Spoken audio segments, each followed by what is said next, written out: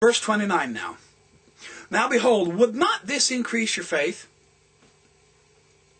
If something begins to happen, you say, well, okay, I did begin to read the Book of Mormon. I did begin to study the Bible. You know, I began to look into the life of Joseph Smith. I began to do what Christ taught to do, to love your neighbor, to love the Lord your God, to love your neighbor as yourself. I began to do this, and hey, it kind of makes me feel good. I went on a scout food drive this morning.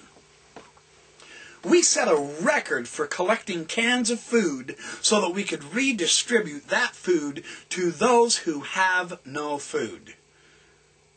There is no better feeling than to do something to help out your fellow man.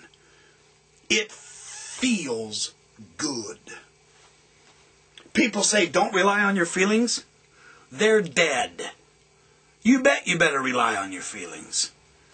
Your feelings can move you to a greater good. I love that. I've had a fabulous day because I didn't sit here and worry about all of my problems, and I've got some problems. No. Cast that unbelief out. Go do something good for someone else. Test His Word. Let this seed of goodness swell within your breast. Feel it. God gave us a heart. Oh, the Zohar Jews are huge on this. Well, anyway, now I am blabbering. Sorry. Okay. Does this not increase your faith? Oh, yeah. Yeah. That's the idea. But, now understand this, he says. Verse 29 still, he says unto you, but nevertheless it has not grown up to a perfect knowledge yet. We're not there yet. Okay, the seed starts breaking open under the ground, and a little stem's coming up, but it hasn't even broken the surface of the ground yet, but it's doing something. There is an effect, but it's not perfect knowledge yet. Oh, of course not. Well, as the seed swells and sprouts and begins to grow, then you must say the seed is good. It is nourishing. It is growing. That means the seed is not bad. Right? It swells, it sprouts, and it begins to grow. Well, behold, will this not strengthen your faith? Of course it will strengthen your faith, for you'll say, I know this seed is good because it sprouts and it's beginning to grow. Well, duh. See how natural this analogy is? A fabulous natural life analogy. I love that. And now behold, are you sure that this is a good seed? You see, he keeps... This is the perfect scientific experiment. Are you sure that this is a good seed? I say unto you, of course.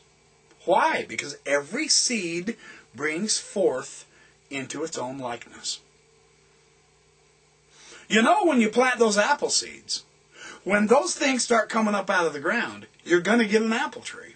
And obviously the seed is good, or you wouldn't see it sprouting out of the ground. So you say, okay, it's a good seed.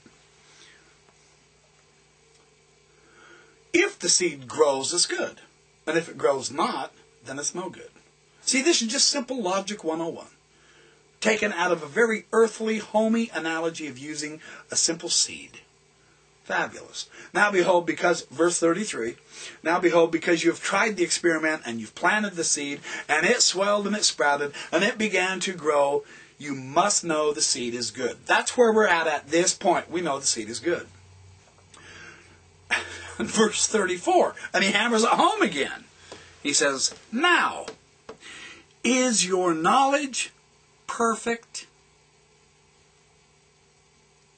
Yea, your knowledge is perfect in that thing, but your faith is dormant, of course.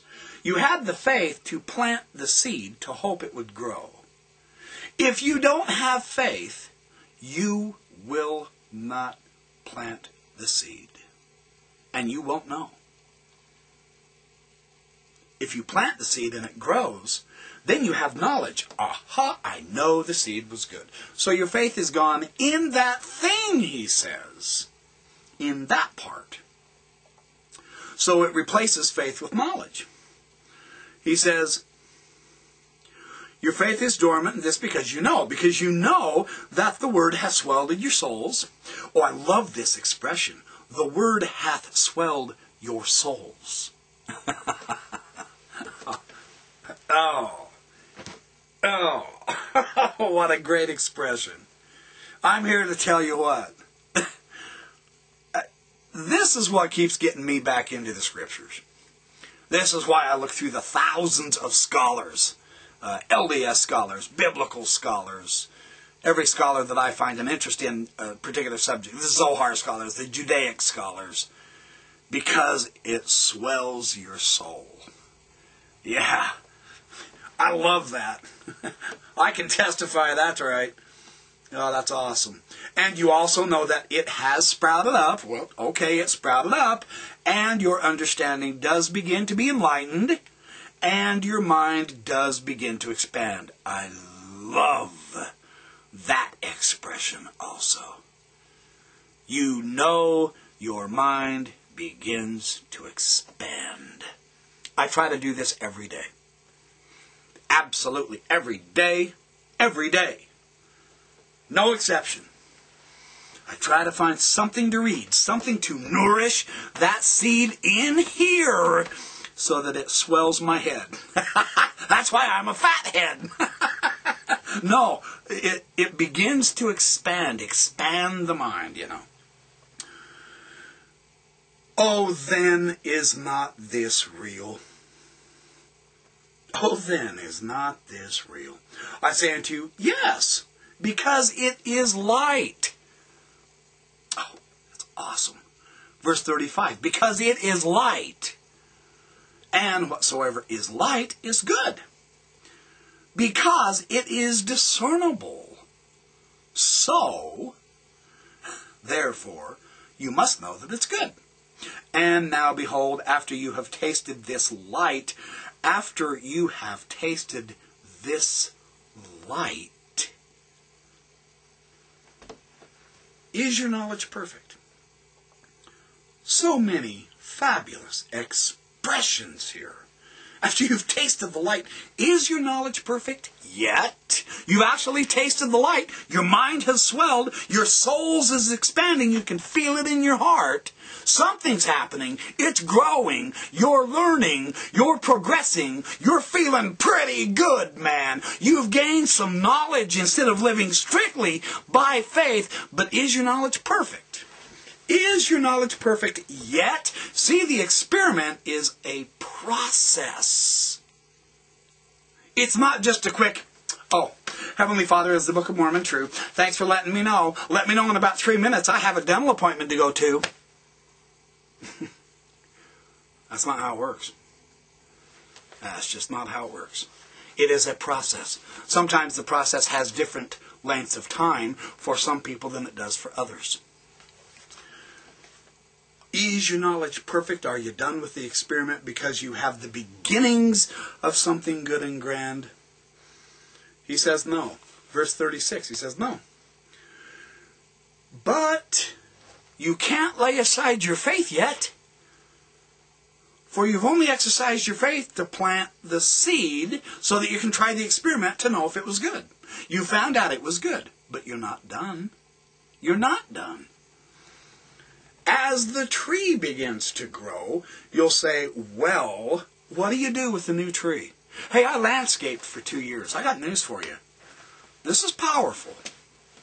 What do you do with the newborn tree that starts coming up? Yeah, you fertilize it, you stake it, you water it every single day. Oh, my boss would get livid if we forgot to water the trees. Every day. That's what he would say. Shirts, every day. Water those trees. Don't you skip one day. Oh, we had ditches 6 inches all the way around there. We soaked them, man. Every day. You must water the tree. Nourish it with great care that it may get root. That it may grow up. And then